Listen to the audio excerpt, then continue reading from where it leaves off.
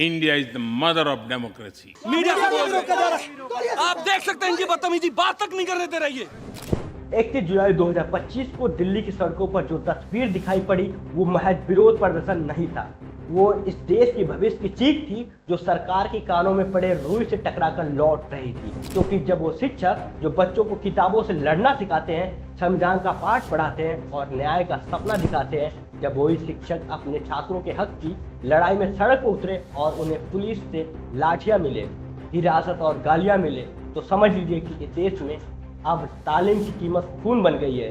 क्योंकि नीतू मैम से लेकर संजीव सर तक और अभिनय शर्मा से लेकर सैकड़ों शिक्षक तक जिनके सर फटे, हाथ टूटे और आंखों से आंसू बहे, वो सब किसी वेतन के लिए नहीं बल्कि इस देश के युवाओं के सपनों की हत्या के खिलाफ खड़े हुए थे। और जवाब में उन्हें मिला सरकारी चुप्पी और पुलिस या क्रूरता।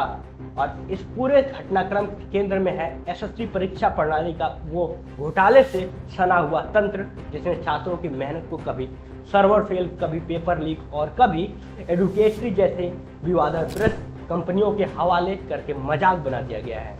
बच्चों के लिए रो रहा हूँ, तुम्हारे बच्चों के लिए रो रहा हूँ, तुम्हारे बच्चों के लिए रो रहा हूँ।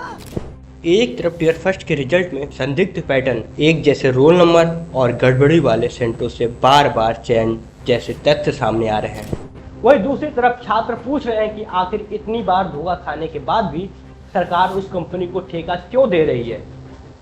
क्या ये नालायकी है या मिली भगत? क्योंकि अगर एक परीक्षा की गड़बड़ी से लाखों छात्रों का भविष्य बर्बाद होता है तो सरकार को यह समझना होगा कि ये सिर्फ रिजल्ट नहीं, एक घर घर की रोटियों का सवाल है।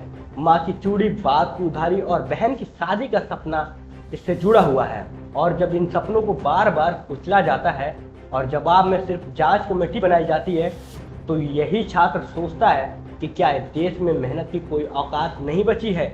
जब परीक्षा बिना कैलेंडर के हो, जब एडमिट कार्ड डाउनलोड करने में 5 बार OTP मांगा जाए, जब प्रश्न पत्र में एक ही सवाल 2 बार जवाबों के साथ आए, और जब नॉर्मलाइजेशन का सिस्टम ऐसा हो जो समझ में ना आए, तो छात्रों का गुस्सा सड़कों पर ही निकलेगा। और जब ये गुस्सा शांतिपूर्ण हो, हाथ में किताब, संविधान और शक्ति हो, फिर भी पुलिस डंडा चलाए, तो उस सरकार को लोकतांत्रिक नहीं कहा जा सकता।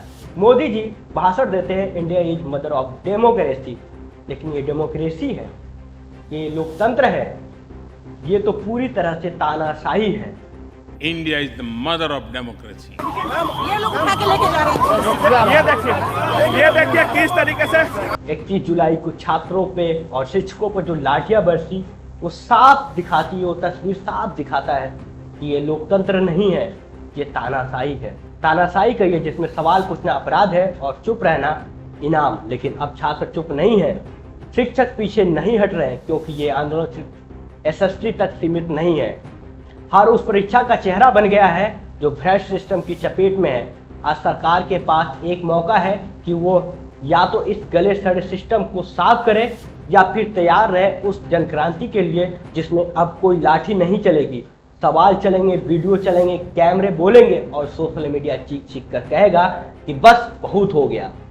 अब परीक्षा नहीं, बदलाव चाहिए, और वो बदलाव केवल रिजल्ट में नहीं, सिस्टम में चाहिए, प्रक्रिया में चाहिए और सबसे ज्यादा सोच में चाहिए। क्योंकि अगर सरकार ये सोचती है कुछ लाठी मार कर ये आंदोलन खत्म हो जाए, तो उसे जान लेना चाहिए कि जब गुरु और शिष्य दोनों एक साथ लड़ाई में उतरते हैं तो सिर्फ बदलाव नहीं, सत्ता की नींव हिल जाती है। ये लोग उठा के लेके जा रहे हैं।